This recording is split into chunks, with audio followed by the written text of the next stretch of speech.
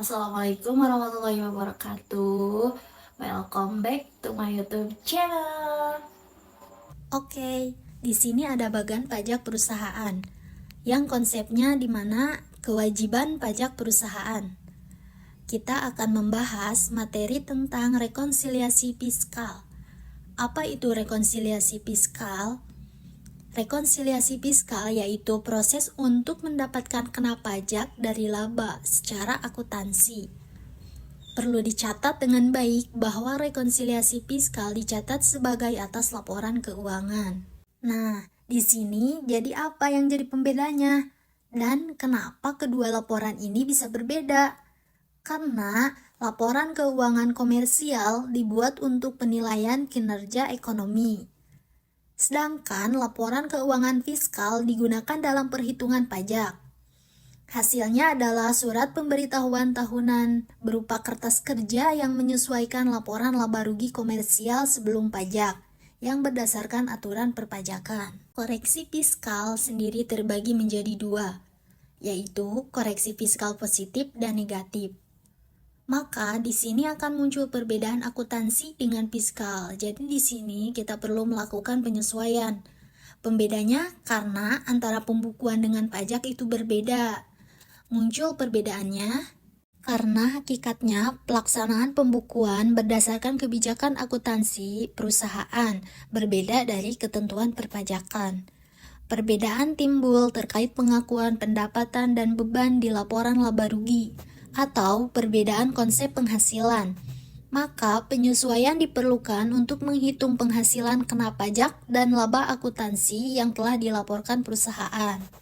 Teknik rekonsiliasi. Apa itu teknik rekonsiliasi? Yaitu merekonsiliasi dari angka laba akuntansi di rekon, ketemulah laba menurut fiskal. Rekonsiliasi ini tercantum berapa penghasilan, berapa beban depresiasi, berapa beban gajinya, dan seterusnya. Rekonsiliasi dilakukan dengan membuat laporan laba rugi fiskal dari laporan laba rugi akuntansi. Laba rugi akuntansi disesuaikan dengan koreksinya untuk mendapatkan nilai pendapatan atau beban menurut fiskal. Cara ini tepat untuk tujuan pajak. Dan teknik koreksi juga sangat penting atas laporan keuangan, karena startingnya poin laba sebelum pajak, setelah itu dikoreksi positif dan koreksi negatif. Koreksi dilakukan dengan menambahkan atau mengurangkan nilai koreksi dari laba sebelum pajak.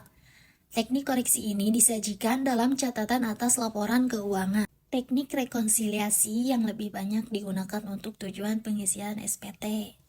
Namun, penyajian dalam catatan atas laporan keuangan menggunakan teknik koreksi positif atau koreksi negatif atas laba. Di sisi akuntansi bersifat menguntungkan, sebab akan menarik minat pemegang saham potensial.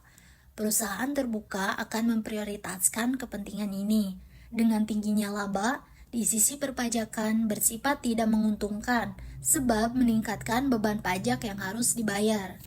Masuk kerangka perbedaan. Rekonsiliasi fiskal dilakukan karena memang adanya perbedaan. Perbedaan itu dibedakan menjadi dua, permanen dan temporer. Sebagai accounting nanti akan memunculkan apa yang dimaksud dengan pajak tangguhan. Oke, di sini kita akan masuk macam-macam perbedaan. Perbedaan ini terbagi menjadi dua, positif dan negatif. Koreksi positif adalah meningkatkan penghasilan kena pajak. Kalau koreksi negatif itu akan mengurangi penghasilan kena pajak.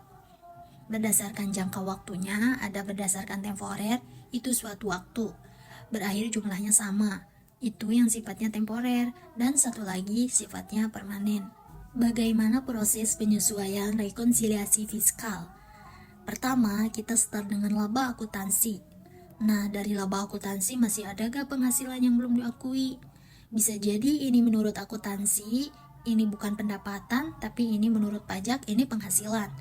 Misalnya penghasilan diterima di muka, itu menurut pajak, ini penghasilan, tapi menurut akuntansi tidak. Selanjutnya, ditambah penghasilan yang belum diakui, lalu dikurangi penghasilan yang bukan objek pajak, ditambah biaya non-deductible. dikurangi biaya deductible yang belum dibebankan, dikurangi penghasilan dikenai PPh final, ditambah biaya 3 miliar penghasilan final. Penghasilan kena pajak, menghitung beban pajak ini. Baru setelah itu kita akan catat pajak tangguhannya dari perbedaan-perbedaan yang sifatnya temporer. Pencatatan pajak tangguhan. Perbedaan temporer, yang dimana dibagi menjadi dua. Bersifat kena pajak akan memunculkan beban pajak tangguhan di laporan laba rugi dan akan memunculkan liabilitas pajak tangguhan di laporan posisi keuangan. Yang kedua, bersifat dapat dikurangkan akan memunculkan manfaat pajak tangguhan di laporan laba rugi. Selanjutnya, akan memunculkan aset pajak tangguhan di laporan posisi keuangan. Ini ada laporan keuangan dan laporan fiskal. Dilihat dari apa perbedaan laporan keuangan dengan laporan fiskal? Di laporan keuangan dipergunakan sebagai acuan pembukuan laporan fiskal setelah dilakukan rekonsiliasi atau koreksi. Laporan fiskal disampaikan sebagai catatan dalam laporan keuangan, sekaligus menjadi dasar pengungkapan komponen tertentu. Ini ada beberapa contoh penghasilan yang tidak diakui oleh fiskal. Pasal 4 ayat 3 Undang-Undang PPh. Sumbangan keagamaan bersifat wajib. Hibah diterima keluarga, badan keagamaan, pendidikan, sosial, warisan, harta sebagai pengganti penyertaan modal, natura, klaim asuransi diterima WPOP, dividen dari laba ditahan atas kepemilikan lebih dari 25%, iuran diterima dana pensiun, penghasilan investasi oleh dana pensiun.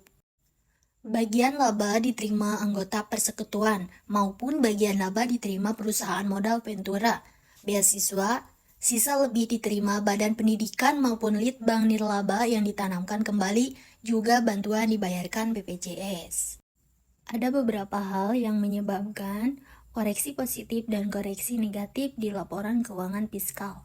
Non-deductible expense, pasal 9 ayat 1 Undang-Undang PPh.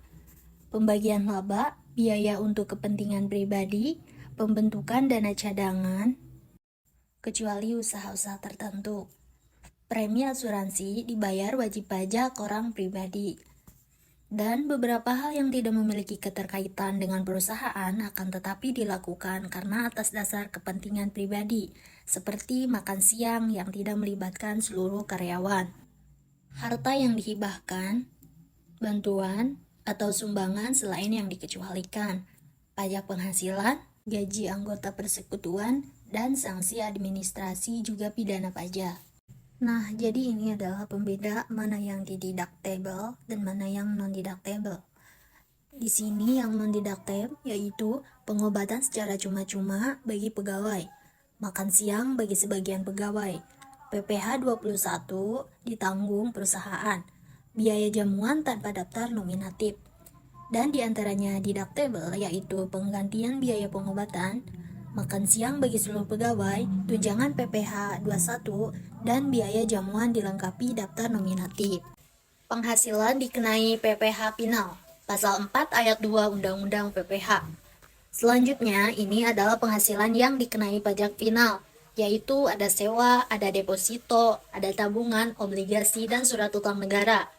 Bunga simpanan koperasi diterima wajib pajak orang pribadi, hadiah undian, penghasilan dari transaksi saham, sekuritas, dan penyertaan modal lain, penghasilan pengalihan tanah dan bangunan, penghasilan usaha jasa konstruksi dan real estate, penghasilan sewa tanah dan bangunan, juga penghasilan tertentu lainnya diatur perpajakan. Nanti kalau bertemu dengan penghasilan ini harus dikoreksi. Koreksinya adalah negatif karena ini akan mengurangi penghasilan sebab sudah dikenakan pajak final. Sekian dari aku, thank for watching.